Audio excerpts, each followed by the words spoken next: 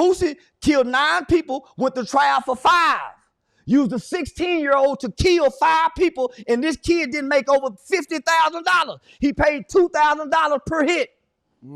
And people saying God on his side. You're a damn lie when he got a 15-year-old doing life in prison. And by the way, I helped worked on that law to try to get this kid out. It's called JLWOP, juvenile life without parole. I went to Washington, D.C. over 4 or 5 times. We got it abolished, but you know what? They didn't make it retroactive for the boy Boosie used. So that's why this is personal to me, nigga. I ain't got to explain that to y'all. Why he picking on Boosie? Because I fight to get Marlo Mike out, nigga. He'll die in there as a baby. Nigga was 15 years old with 9 bodies. He went to go tell because he couldn't sleep at night. Boosie sleep good at night because he didn't pull the trigger. He was a baby. And y'all got more mercy for Boosie.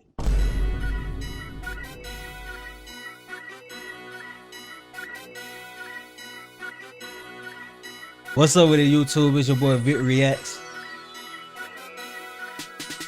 Bumming at you with a brand new video. Hey man, today we got a banger, man, and y'all know we got a banger because it's Charleston White in the intro. Charleston White in the intro, man. Anton Daniels and Charleston White. In this interview, he speaks on Young Thug, Boosie, Stevie Jackson, Umar Johnson, Trump. He says a lot about Boosie and Stevie Jackson in this video that y'all probably never heard, man. He calls Boosie out for what he did to Marlo Mike. You know, he was a young guy, young kid just looking up to Boosie. And you know, Boosie ruined his life. We finna go ahead and get to the video. Before we get to the video though, bro, if y'all like that intro that played at the beginning, be sure to like the video. Cause if you like that intro, you gonna like the video. Tell me you got something to say about the video or me. Subscribe if you know mess with the content, man. Without further ado, let's get into it. What's going on, C? What's up with it, big dog? Bro, see you shining out there. I see you got all of the... Yeah. You nigga gotta look like money if you getting some money amongst niggas. Now, if you live among white people, you can look, you know, normal. Yeah. But yeah, amongst niggas, you gotta, you know, it attracts more money at a certain level. See, you moving around in a rare space right now. You doing things that, you know, most people could only dream of. Like you moving around with all of the streamers, you moving with the interviewers, you well known in the streets. So it's 2 different entities and markets that I've been able to tap into from going viral on social media. That's the streaming world and then the boxing world. Everybody been wanting to see me get my ass kicked, hit in the mouth.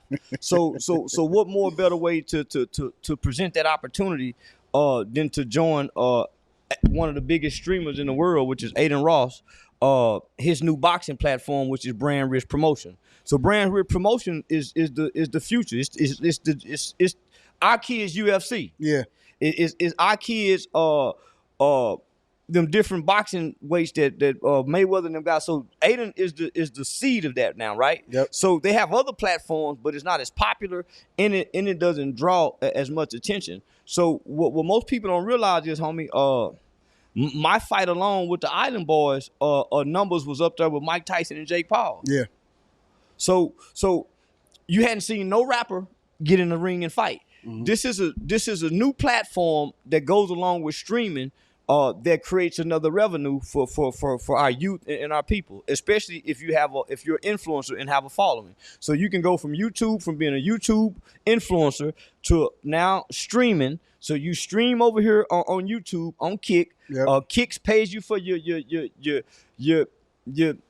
audience engagements, and you take what you do on Kick, what you stream live every day, you clip that, bring it to YouTube, already edited, already ready to be monetized. Yeah. You see what I'm saying? So so I done tapped into a whole new market. So because I jumped into this new celebrity boxing world, which has surpassed UFC and professional boxing, because nobody's making more money than Jake Paul. Yep. Nobody's making even so nigga, I done jumped over here with them. Yeah. So and it's the streamers, right?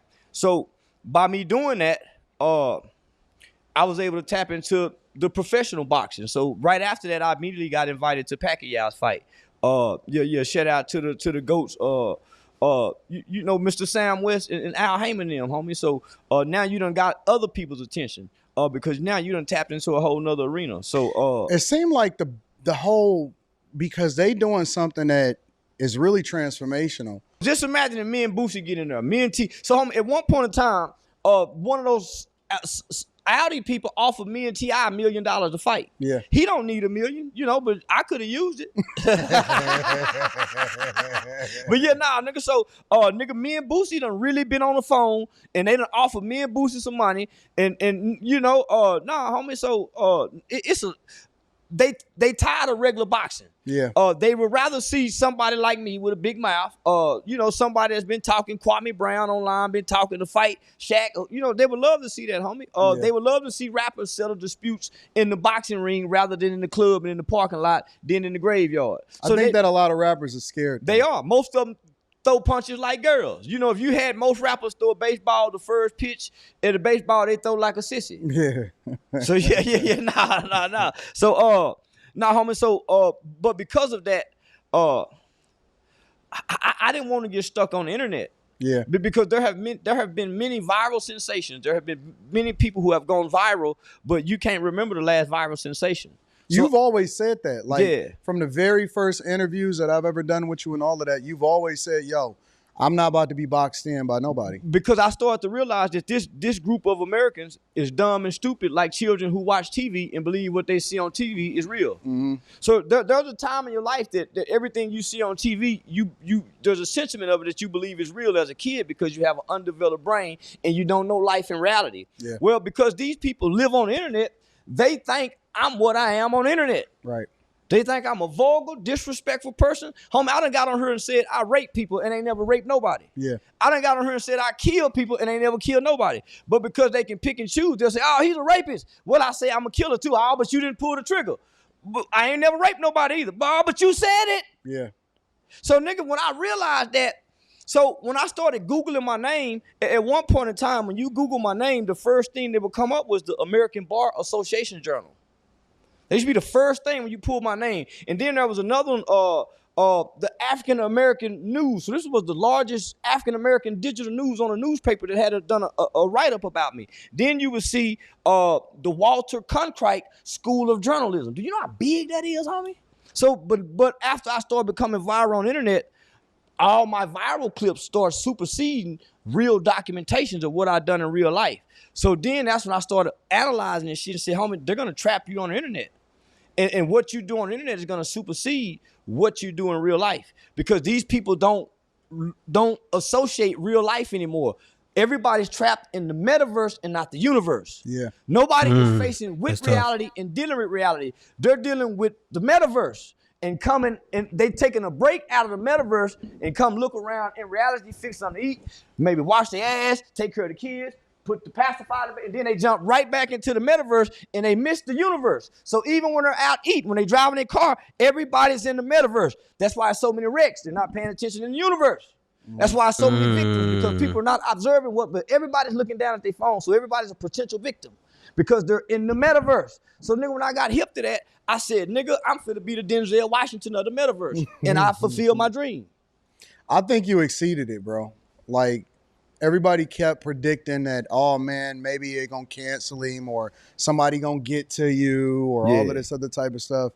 Somebody did get to me. There was a real gangster who's in this book. You actually had Tegan on here. Yeah. Shout out to a real Tegan. FBI, a white guy he's the new Donnie Brasco of today. It was one white guy who worked for a gang unit. He went inside of a neighborhood and arrested over 50-some gangster Crips by himself, playing a blood, dressed in a red uniform, and arrested all Crips by himself. He bought crack from the ones that sold 20s all the way up to the ones that sold keys. Right. He beat up a few of them, went undercover. He didn't have no money, and he did this with $1,500 till the FBI got on the case. Once the FBI got on the case, he was able to go full undercover and got these guys. Well, this is around the time Facebook came with the Facebook Live.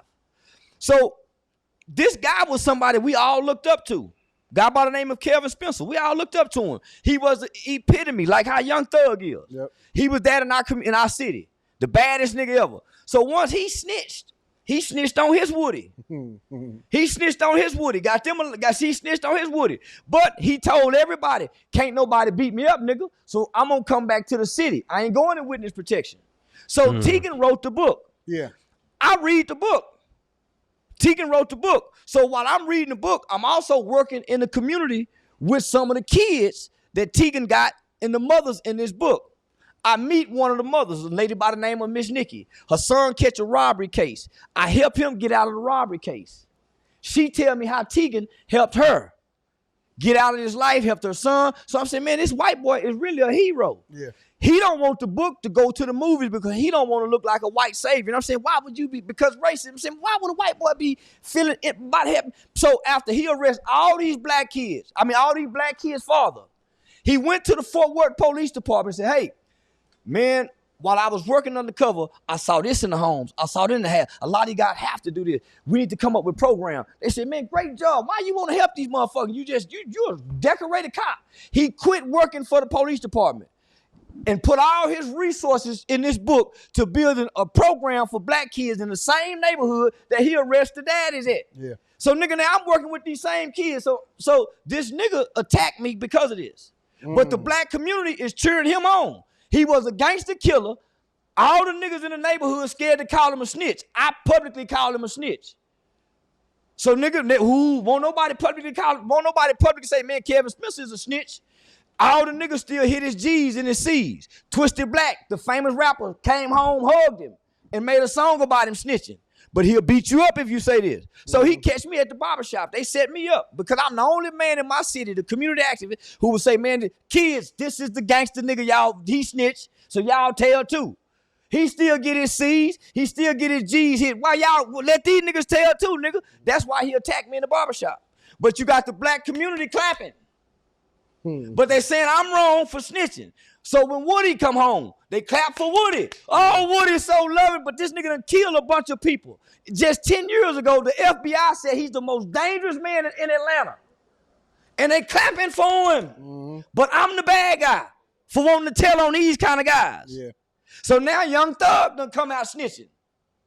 Young Thug got a video in the interrogation room for 2 hours, having dialogue with the police about crime and criminals, but he don't want to work with Gunna.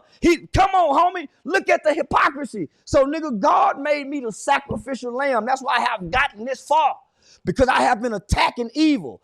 They've been saying I've been evil, but that's why God won't let nothing happen to me, because though I walk through the valley of the shadow of death, I shall fear no evil. I've been speaking against evil, my nigga. So who go hurt if somebody speaking against evil? They preach evil. They go commit crimes and put it on songs. That's how they were able to give them. And they use the songs against them. So nigga Boosie killed 9 people, went to trial for 5. Used a 16-year-old to kill 5 people, and this kid didn't make over $50,000. He paid $2,000 per hit. And people saying God on his side. You're a damn lie when he got a 15-year-old doing life in prison. And by the way, I helped work on that law to try to get this kid out. It's called JLWOP, Juvenile Life Without Parole. I went to Washington, D.C. over 4 or 5 times. We got it abolished, but you know what? They didn't make it retroactive for the boy Boosie used. So that's why this is personal to me, nigga. I ain't got to explain that to y'all. Why he picking on Boosie? Because I fight to get Marlo Mike out, nigga. He'll die in there as a baby. Nigga was 15 years old with 9 bodies. He went to go tell because he couldn't sleep at night. Boosie sleep good at night because he didn't pull the trigger. That baby can't sleep, nigga. Why you throwing your pool party? That baby had 9 bodies, nigga, at 15 years old. And he committed them all. He had to get it out of his heart, my nigga. That's why he went to the police and told. Can't sleep at night, nigga. You done killed 9 people and you can't tell nobody about it? And you a baby? He was a baby. And y'all got more mercy for Boosie. And this nigga still rap about what I'm being on death row. And he cried. He was in protective custody. Ask Eric Brown, who was in Angola with him. And look, he's solid. Bit Boosie a hoe. That's why I want to get him in the boxing ring and punch on his diabetic jaw. Bitch ass nigga. He even said in the song, he the top 5. He done misled more juveniles in America than Tupac. Boosie should be sentenced to the higher end of the maximum sentencing guideline. You know why? Because he talked that street shit. Let's see if he can stand that street shit. Because his background take him to that USP he was talking about. They gonna go back when he ran away from home at 12 years old? See, I done been in federal court when they say, oh, you ran away at home at 12. At 13, I don't know what that's about. You pulled a gun out on somebody when you were 14. Oh, it was a BB gun, but that's still serious. I watched a federal judge walk a nigga from decisions he made when he was 12 to 24 and took him to 30 years, nigga. Let's see if Boosie can stand up under that, nigga. Let's see if Boosie can stand up under that. Nigga, take him to the higher sentencing end of the guideline and see if this bitch don't fold. He ain't been tested. That nigga just talking. That nigga been tested. How can you give a man life, 2 life sentences, and he still go down there and make right choices? Most niggas go down there doing wrong with 2 lives. They give up, nigga. How you still have hope? Let's see if Boosie that strong. That nigga strong. They be talking, nigga. They don't make rap songs about niggas like him. They don't make rap because niggas like him don't rap. They don't get a chance to rap, nigga.